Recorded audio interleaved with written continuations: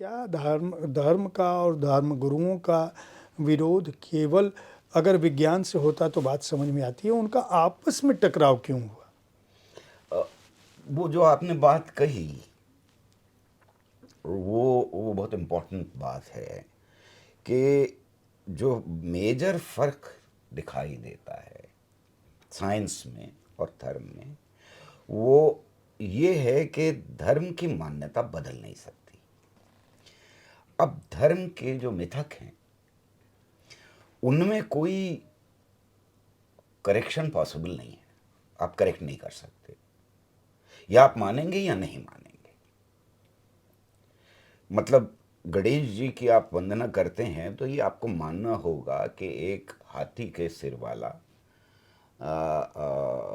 देवता है हमारे यहाँ, राइट। अब अगर धर्म दूसरी जगह पैदा हुआ है तो वहां उसको मानना होगा कि बस खुदा एक है और वो खुदा वैसा है जैसा हम बता रहे हैं।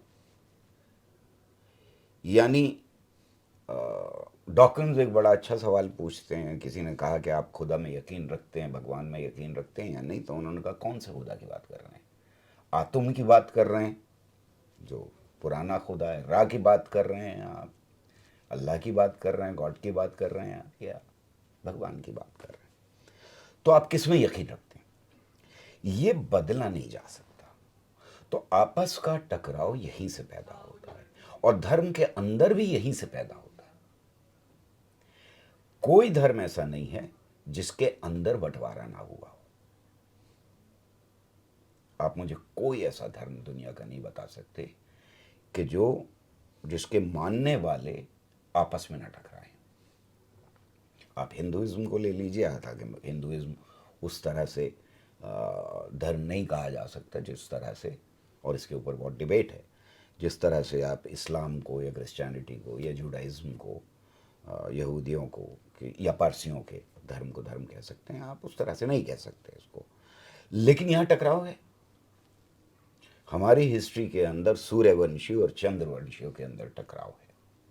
हमारी हिस्ट्री के अंदर अलग अलग लोगों को, अलग अलग देवताओं को मानने वालों के बीच में टकराव।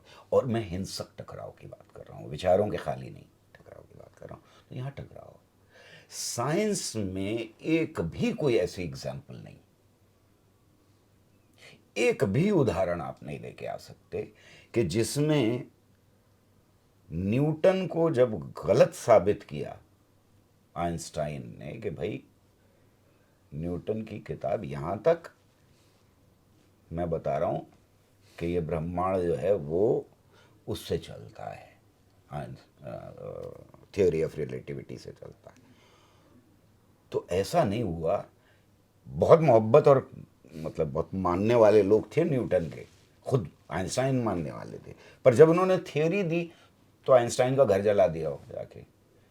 या आइंस्टाइन के मानने वालों को या रिसर्च करने वालों को थ्योरी ऑफ रिलेटिविटी पे न्यूटन के लोग इकट्ठा हुए मानने वाले और पीटने चले गए। नहीं, ऐसा कोई एक उदाहरण नहीं मिलेगा आपको। तो साइंस में सहजता के साथ बहुत भीषण टकराव के बावजूद विचारों के, और बड़े नॉर्मली बड़ी ईमानदारी के साथ विचारों का टकराव होता है। लेकिन यहाँ क्राइसिस पैदा हो जाती है, जिस क्राइसिस की आपने बात की। अगर मैं आज कहूँ कि रामचंद्र जी अयोध्या में नहीं पैदा हुए तो यहाँ क्राइसिस पैदा हो जाएगी, मेरे खिलाफ फतवा आ जाएगा। मैं कहूँ कि मोहम्मद साहब ने चांद के 2 टुकड़े नहीं किए थे तो फतवा आ जाएगा। मैं जी लंबे जी उदाहरण दे सकता हूँ, जी कुछ जी किताब जी में जी। दिए भी हैं मैंने इस तरह के उदाहरण।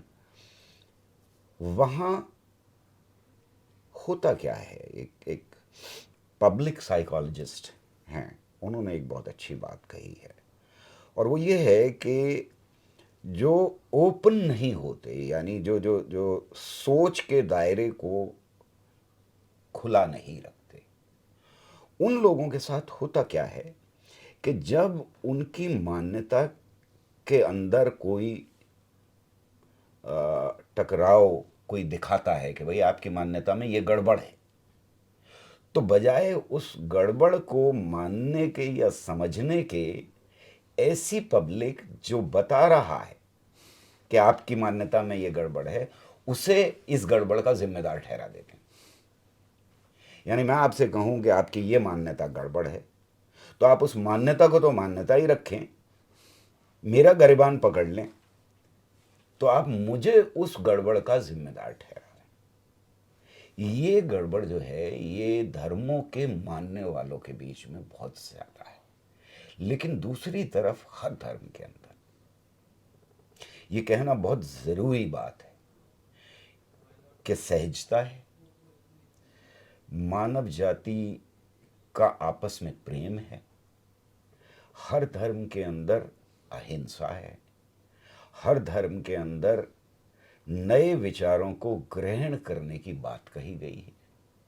सवाल ये है कि आज का मानव, आज का समाज, आज का नौजवान धर्म की कौन सी परंपरा, ये दो अलग अलग परंपराएं, एक हिंसक और एक अहिंसक, इनमें से कौन सी परंपरा को अपनी परंपरा